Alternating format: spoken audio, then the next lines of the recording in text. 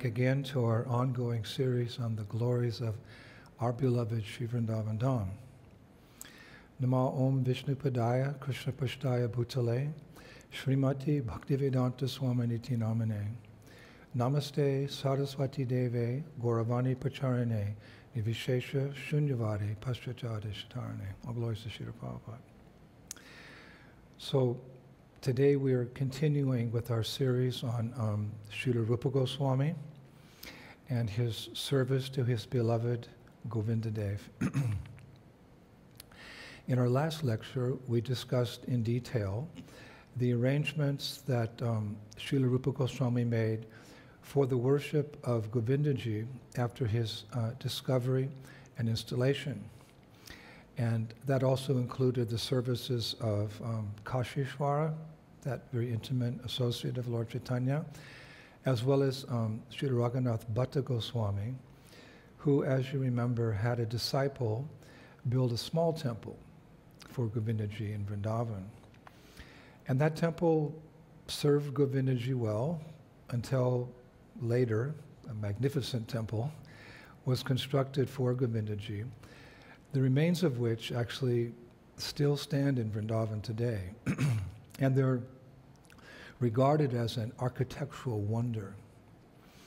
And I would like to share with you today just how that temple came about. But firstly, I think it's important to give some background of what was happening in India at that particular time. At that time in history, we're talking around the late 1500s, Akbar I was the Moghul emperor of much of the Indian subcontinent. Now, he ascended the throne in 1556 when his father, Humayun, which we mentioned in a previous lecture, died in an accident. And Akbar ruled his empire actually from Agra, which many of you know is only a 45-minute drive from Sri Vrindavan Dham. I was thinking initially he would rule from, Delhi, but he ruled from Agra. Now, it's interesting that when he ascended the throne, he was only 14 years old at the time. But in those days, princes, not only in India, but Europe and other places, they were groomed from a young age in ruling, dividing and conquering, diplomacy, the art of war. And Akbar also had the advantage of the expertise and wisdom of one Raj Todar Mal Singh, who was the finance minister in the Moghul Empire at the time. Now it's interesting, Raj Todar Mal was a devotee of Krishna, and Akbar often gave him leave to go on pilgrimage, actually. I was reading Todar Mal is also accredited with translating the Srimad Bhagavatam into the Persian language. And as an experienced statesman, he would be Akbar's advisor throughout Akbar's reign. Now, Akbar himself was unique amongst the many Mughal emperors who ruled India for quite some time.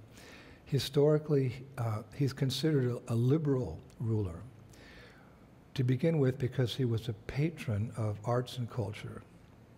I was reading he created a library of over 24,000 books written in Sanskrit, Urdu, Persian, Greek, Latin, and Arabic. And he's famous for establishing a library of extensive works exclusively for women. And he created many schools, both for Muslims and Hindus, throughout his vast empire.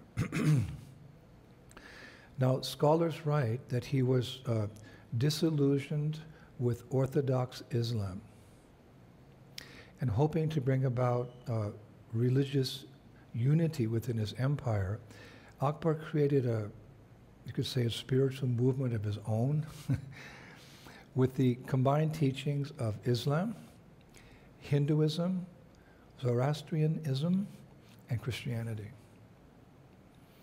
But he was also, a ruler. He's the emperor, the king of kings, you could say.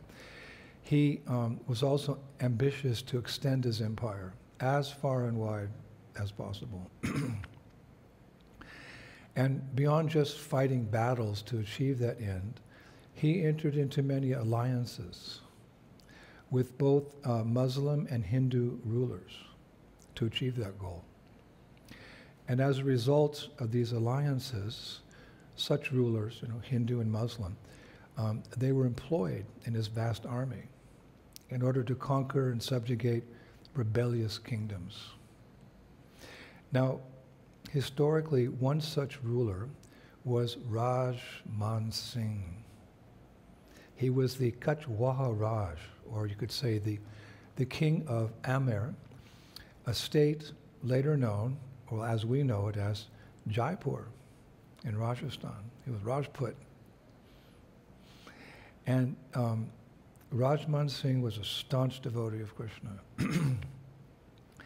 And he was a trusted general in Akbar's army because of these alliances they made, which served both parties favorably. So historians say that Akbar included Rajman Singh in his Navaratnas, or the 9 Nava gems Ratna of his royal court. And I was reading, I read extensively actually, that Man Singh fought 67 major battles. He won 67 major battles for Akbar. So they were quite close actually. So one time, Akbar ordered Man Singh to quell a major rebellion that was taking place in Bengal, faraway Bengal. Now at that time, Man Singh was in Lahore, that city Lahore, which is modern-day Pakistan, but of course previously was India. So he got that order to go to Bengal and quell the rebellion, but he came to Mathura to take some of his army troops that he had stationed there for the fight in Bengal. Now, while he was in Mathura, it's really interesting.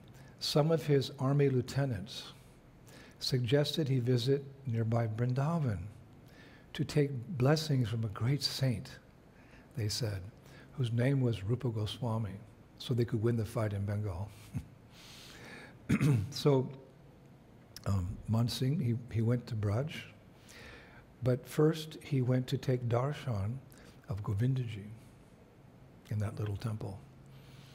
Because Govindaji by that time was, popular. I mentioned in previous lecture that devotees were coming from all over India to take darshan. So Man Singh, his first business was to take darshan of Govindaji because he was a Krishna Bhakta. Now as he stood before Govindaji, he was mesmerized by the Lord's beauty, his countenance, his ambience. And he made a famous vow before the Lord. And that vow was that if Govindaji blessed him to win the upcoming battles in Bengal, he would come back and build the Lord a most beautiful temple in Vrindavan. What history is this? Oh. So his court poet, who was with him at the time, actually recorded Man Singh's actual words and later wrote them in a manuscript called the Manapakashi Prabandha, the Manapakashi Prabandha, which I believe is in the Royal Library now in Jaipur. Now the poet didn't sign his name out of humility, but he heard the vow and he wrote it down, as they did in those days. And here is Man Singh's vow to Govindaji. Vrindavani Dvaita Vrindabhanje Govinda Rai Lalyam Ariren Aham Vidya She Bata Yena Bhuya Krishna Vatorat Sava Sam Brahmasyat. And I quote, in Vrindavan, which is praised by all the hosts of demigods, I will respectfully construct a dwelling abode for Shri Govinda Rai. as a result of which there will be immense facilitation of the festival of Krishna Janmashtami, unquote. What a vow. Now, much of what we're sharing today comes from the journals and the diaries and correspondence of such personalities like Man Singh, as well as Akbar's secretaries, scribes, and poets who also accompanied him everywhere and meticulously kept records of all that he did and all that he said. That's why we have so much detailed information, because of these scribes. Anyway, after taking darshan of Govindaji, Man Singh, this Rajput general, he went to see Rupa Goswami to receive his blessings for the upcoming campaign in Bengal. And I found a reference in the Vrindavan Research Institute, which I now have the opportunity to visit daily, that upon first seeing Rupa Goswami, Man Singh recognized that he was the same personality who was previously positioned as Dabir Kash in the court of Nawab Hussain Shah in Bengal. You know, having an important position in politics, Man Singh knew the various political personalities around India. I mean, he was well-traveled. And in this way, he recognized Rupa Goswami. And he was deeply impressed how he had become the saint that he was, the pure devotee of the Lord that he was. But I also read that while meeting with Sri Rupa Goswami, he didn't mention his private vow to Govindaji. Now, historical records show that Man Singh was indeed successful in crushing that rebellion in Bengal. And upon returning to Agra, 2 months later, he met with Emperor Akbar, and he shared with him the success of his battles. And he personally fought in those battles as well, and how his campaign in Bengal was successful. So during their talks, he mentioned how he had received Rupa Goswami's blessings. And he also revealed to Akbar his confidential vow to construct a temple for Govinda Dev in Braj. Now, being the pious person and liberal ruler that he was, Akbar was actually interested in facilitating or building of such a temple. And from the diplomatic point of view, he also thought it would expand his popularity and thus win the hearts of the Vaishnavas. Again, he was interested in religious unity in his empire. Very interesting person, interesting time in history of India. So within a couple of days, Akbar made a decree granting, from my research in the Institute, 135 bighas. Bigha means approximately 84 acres, or I believe it's 33 hectares, but by today's calculations, of property in Vrindavan, exclusively for Govindaji. Of course, Akbar, quote unquote, owned all this land. So he gave it for the deity, for Govindaji. And I saw in the decree that he declared that in the future, any taxes from that land should be used exclusively for the seva. The word there is seva, of Govindaji. Now that actual decree, that proclamation, it's in the Institute here. Now, with that, decree, Man Singh went back to Vrindavan, and he again met with Sri Rupa Goswami, and he revealed how he'd taken this vow to Govindaji and how he'd won the battles and the campaign in Bengal, and he came back and the emperor agreed that a temple should be built. But surprisingly, Rupa Goswami, who was growing a little older by that time, he was 53 years older than Akbar, He was deeply involved in his writings and discovering the holy places and doing his bhajan, And he was happy that, Govindaji had his little temple there. He said to Man Singh, "Sir, there's no need to construct a large temple. Shri Govindadev likes the nature of Vrindavan." Wow. Shri Govindadev likes the nature of Vrindavan. I wish the modern day politicians would take that to heart and keep Vrindavan as it was, hundreds or thousands of years ago. A beautiful rural place with temples scattered here and there. And anyway, it's another discussion.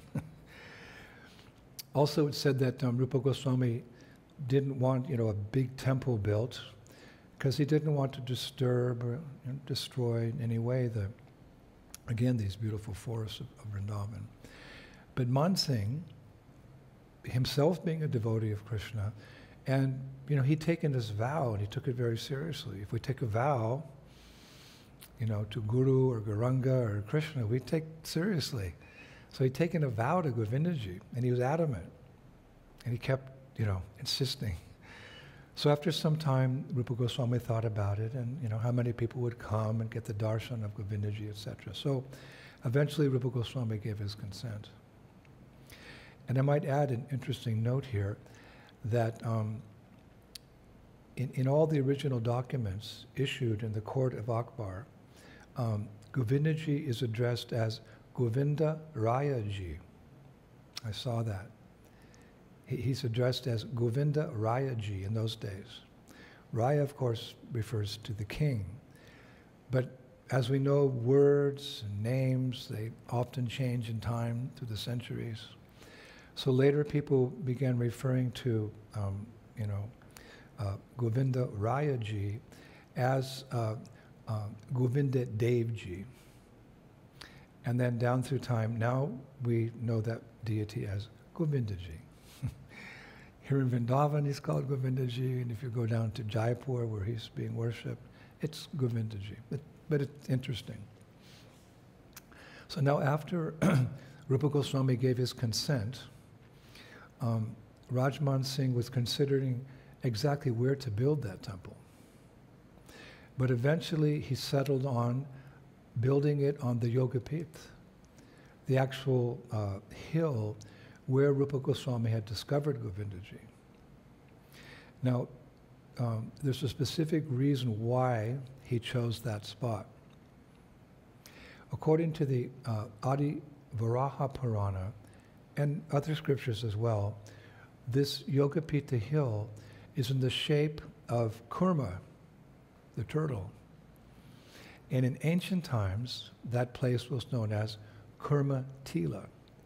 Even before the six Goswamis arrived in Vrindavan, it was known as Kurma Tila.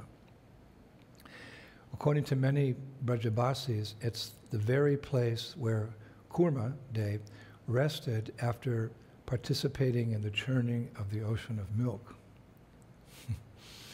And I found in a scripture called the Bhakti Kavacha, it's mentioned that Bhakti Devi's asana in Vrindavan is that Kurmatila, or the Yogapith, where Govindaji was discovered. It'll make it much more relevant and important to you when you go to this see Govindaji temple and understand the history behind it, the long history behind it. Now this is all very interesting because Rajman Singh was from the family line of the Kurma Kula Kachava lineage, the lineage of Lord Vishnu who incarnated as a turtle. That's his line. The lineage goes back. So therefore he chose that place. So in due course of time, construction began. Now in preparation for this class, we went down to the Govindaji temple. And we, looked everywhere, scouted everything out, and talked to the pujaris, and several devotees were with me who had studied this carefully, the temple and its history. And we discovered on the left side of the temple, on a wall of Govindadev's temple, there's an inscription in stone that gives the names of all the main persons who actually participated in building Govindaji's temple. It's inscribed in stone. We photographed it, and I had it translated. And I wanted to read to you, because it's so interesting, like who participated, who did what. Of course, we've never heard of these personalities, but certainly they were special personalities that were, chosen by Man Singh, and Rupa Goswami gave his authorization, and they were in charge of building this architectural wonder. It's there in stone. So it reads as follows, quote, in Samvat 34, Vikram Samvat 1647 or AD 1590, in the reign of the king Sri Shaka Bandar Akbar, the great king Shriman Man Singh, son of King Sri Bhagavan Das of the lineage of Sri Prit Viraj of the Kurmakula Kachava family or lineage, made a temple on the Yogapith place of Yogamaya in Sri Vrindavan. Sri Kalyana Das was in charge of the work on Sri Govinda Dev's temple. Marak Chanda Chopala was the architect. Sri Govinda Das Dilavala was the builder. On Thursday, Guru Sombi Icha, may all be happy. Hare Krishna. Oh boy. So in a previous lecture, we stated that Sri Rupa Goswami designed the temple. But when I looked into the matter more, it's not that he actually gave the actual design, but rather he gave indications of how he would like it to be. Much like our Srila Prabhupada gave some ideas to be included in our Temple of Vedic Planetarium in Mayapur. He didn't actually, give every detail of the temple, but he wanted it to be like that. That would include a Vedic planetarium, etc. So he gave some general ideas. And it's said that when Srila Rupa Goswami met with this proposed architect of the temple, Rupa Goswami suddenly went into deep meditation. He went into samadhi, it's written. And he envisioned Goloka Vrindavan. And when he came out of that samadhi, he shared that vision with the architect and told him to construct the temple accordingly. This is what is written in the Vrindavan Research Institute. Hare Krishna. We're so fortunate now that we have access to that institute. They're very favorable and just giving us a green light to help in any way that we can. I think it's many lifetimes service. There's 32,000 scriptures. So Akbar gave 13 lakhs of rupees for the construction of the temple. At that time, that was around, now 13 lakhs is $18,000, but in those days, it was his entire budget for 1 year. Akbar, Moghul emperor, giving his entire budget for 1 year to build this temple. So thousands of workers were engaged, and work went on 24 hours a day, 7 days a week. And there were not only workers, but how would I describe it? Whole troops, you could say, of camels and horses and elephants and bullock carts that all came from Akbar's royal court. Now, red sandstone was used for the construction. Those of you who have been here to Vrindavan, you'll notice it's very unique. A red sandstone was used for the construction. Now, of course, marble was available in abundance because, nearby Jaipur and other areas in Rajasthan, there's still so much marble. So marble was available. But they used red sandstone because in those days it was a sign of great opulence.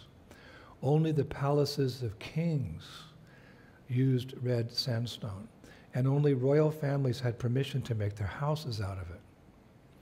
I read that it was the first time in the history of India when red sandstone was used to make a temple in this part of India, especially in Vrindavan. So it was all because, of course, the devotion of Rupa Goswami, and of course the flood of mercy that was taking place on the orders of Chaitanya Mahaprabhu to go to Braj and revive that spiritual abode for the people of that time, for us now, and for the people in the future. We know this Sankirtan movement of Chaitanya Mahaprabhu, it's meant to flourish for 10,000 years. So this is some of the initial history. It just makes it so much more interesting for us. So I read that countless coconut ropes made of coconut coir, it's called C-O-I-R, like bark, were made to, in order to lift and to lower heavy stones in the making of the temple. Actually, there's a lotus flower that's in the center, up at the top dome, in the main entrance when you come in. A beautiful one-piece red sandstone lotus up there. And I think even today they're trying to figure out how they got it up there because it's so heavy, so massive, so beautiful. But according to what I was reading in the Institute, you know, they would use coconut ropes made of C-O-I-R, kind of bark, to lift and lower all the heavy stones in the temple. And above that main compound, 7 stories were constructed with many, you could say, subfloors between those floors for different purposes. It wasn't just 7, but there were subfloors between the main floors. And in the midst of all this, on different levels, there were entire courtyards for the performances of yagyas, and they had dances and dramas and various, you know, recitals. Especially, I was reading bhajans and kirtans to glorify Govindaji.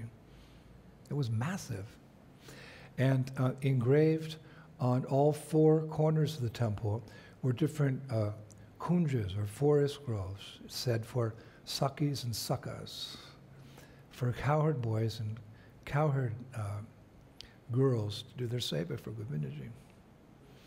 And Ganesh deities were installed in all 4 entrances to the temple. And I also read at the beginning of every staircase, there was a deity of Ganesh. Now, the temple took 30 years to complete. 30 years. Can you imagine? But unfortunately, Srila Rupa Goswami didn't live long enough to see it to completion. But Srila Jiva Goswami, who lived to be 85, being the younger of the 6 Goswamis, he did see it to completion. And I was so surprised and so satisfied and happy to learn that he actually, upon coming for the, you know, you could say the opening or the final ceremony for that temple, when he saw it completed like that, he actually spoke a very beautiful prayer, you could say an ashtakam, in glorification of the temple. I say spoke because he didn't actually write it down. He just saw finally, you know, the temple was complete, and he just, from his heart, through his lotus mouth, came this beautiful ashtakam, glorifying the Govindaji temple. So he didn't write it down.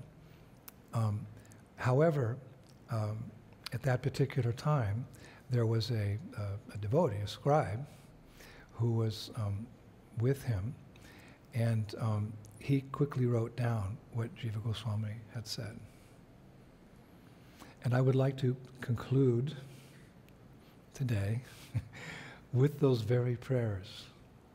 I know it's a short class, but the next part is the atrocities of Aurangzeb and how he destroys that temple. So I don't want to mix the two. I don't want to mix the two. We'll just conclude with all these, you know, remembering all these wonderful pastimes of, you know, thousands of workers and the blessings of Rupa Goswami and the powerful Raj, Man Singh, and how they all cooperated together historically to glorify Govindaji. And then Jiva Goswami, he sees the temple, and then these are his prayers. I'm not including the Sanskrit because it's quite long, a little technical and detailed, but it's called Govinda Mandir Ashtakam. The Govinda Mandir Ashtakam by Srila Jiva Goswami. He spoke. Sri Krishna, manifesting a thirst to protect his own devotees, always appears situated on the Yogapith, the divine pastime place, here in Vrindadevi's forest, Vrindavan, which is praised by the group of gods beginning with Shiva. Vrindavan is thus the major cause of dissatisfaction, even in Vaikuntha's, Vishnu's own realm's, heart. In such a Vrindavan manifests what is to be known by means of the group of hundreds of scriptures, Shruti Smriti, through the principle of Shri Govinda, i.e., Govinda manifests the truth of all scriptures there, in Braj. The second of the Ashtakam. When Sriman Akbar, Sanskritized as Arkavara, meaning the best son, protected the world in his rule, the good people engaged their respective dharma and obtained happiness in the highest degree. The virtuous Vaishnavas always gave him, Akbar, blessings joyfully because they considered that very place, Vrindavan, to be the place of Shri Govinda and therefore worth residing in. Under Akbar, such residence was possible. Giving some credit to Akbar. Number 3. In this place, Vrindavan, his, Akbar's constant companion, the king named Sri Man Singh, was like a moon that caused the swelling of the milk ocean, that is the glory of Prithvi Raja's shining lineage. Man Singh was the son of Bhagavan Das, who in turn was born of the king Bharahamala, or Balamala. Making the temple by his own strength, may he, Man Singh, ever partake of joy with stable Lakshmi, prosperity, the goddess of fortune. Number 4. Similar to Sriman Akbar was another king named, again, Shriman Singh, who was such that when he marched into the enemy's direction, he would cause his victorious side to cast aside all doubts and enjoy a round. Who on this earth does not know of that very lion amongst men? Kings in his camp who fell on the ground and died in wars went to heaven and found themselves to be like a flag bearer of victory even in heaven. 5. The victorious king, Shriman Singh, is one born in the royal Kachava lineage. His best man, the intelligent Sri Kalyanadasa, who takes shelter at the lotus feet of Sri Govinda, must always be victorious. Joyfully creating that, or his Govinda's temple, speedily, he zealously brought the work to completion. 6. Sri Haridas, the foremost leader of those serving the lotus feet of Sri Govinda, grants love to those who serve Govinda. He is the one by means of whom, from the very beginning, this temple is increasing in the joy or the rasa of sweetness of service. He is the one by whom the king, Shriman Singha, duly obtained incredible bliss. May Sri Haridas always rejoice. Number 7. Amongst the architects residing in Delhi is the venerable one named Govindadas, sheltered by Sri Man Singh. He built this beautiful temple here. He is the cause of happiness and prosperity to the respectable Vaishnavas, now and in the future. And thus he himself must ever be made a receptacle of Hari's own compassion. Number 8. In this temple work here, there is the most eminent Bhagavan and the expert Ugrasena. May the two of them, dispatched by the king, Sriman Singh, rejoice. Which other one is to be singled out? Or who is better or who is less? Both of them gave help to the other, step by step, and may both gain the highest joy. Then he goes on a few more verses, but not part of the Ashtakam itself, but, quote, the temple's creation was, in the Vikram somewhat year named Muni 7, Veda 4, Ritu 6, and Chandra 1, i.e. VS 1647 or AD 1590. May Shri Govinda be pleased by these verses of praises for his temple. This soul Jiva, i.e. Jiva Goswami, must honor the two named Sri Rupa and Sanatan, the performers of service to the master of Sri Vrindavan that was discontinued because of the age of Kali. The end of Sri Govinda Mandir Ashtakam, 8 verses praising Govinda's temple, spoken by Sri Jiva Goswami in the year 1727, on the 12th day of the bright fortnight of Bhadra, Vaishnava Das, having written it down by the scribe in Kamyavan. Well, this, of course, is, it's not 1727, our calculation, but in their calculation, that the timings are different. So the end of Sri Govinda Mandir Ashtakam, 8 verses praising Govinda's temple, spoken by Srila Jiva Goswami. In this year, on the 12th day of the bright fortnight of Bhadra, Vaishnava Das, was the scribe, has written it down in Kamyavan. I wanted to mention that this Ashtakam was actually discovered by one of Vrindavan's important Goswamis, Srivats Goswamis, a well-known scholar here in Vrindavan. He went to Kamyavan some years ago. He was researching this matter of the construction of this beautiful temple of Govindaji. And while there, he found this particular document written by Vaishnava Das in one of the old libraries in Kamyavan. Hare Krishna. Such nectar. Shri Brajabhumi, Shri Vrindavan Dham ki, Shri Govinda Deva ki, Shri Rupa Goswami Prabhupada ki, Sanatana Goswami ki, Jiva Goswami ki, the Sad Goswamis of Vrindavan ki, Srila Prabhupada ki. So we will return in a couple of days, and we'll continue with the glories of Srila Rupa Goswami's service to Govinda Dev. As I mentioned, there's some difficult discussions about how the temple was partially destroyed, but how Govinda was rescued in time, and his wonderful journey, protected by the devotees in so many different ways, the service that he gave, from Vrindavan down to where he resides today in Rajasthan, in Jaipur, the city of victory, which was really constructed just for Shri Govindaji.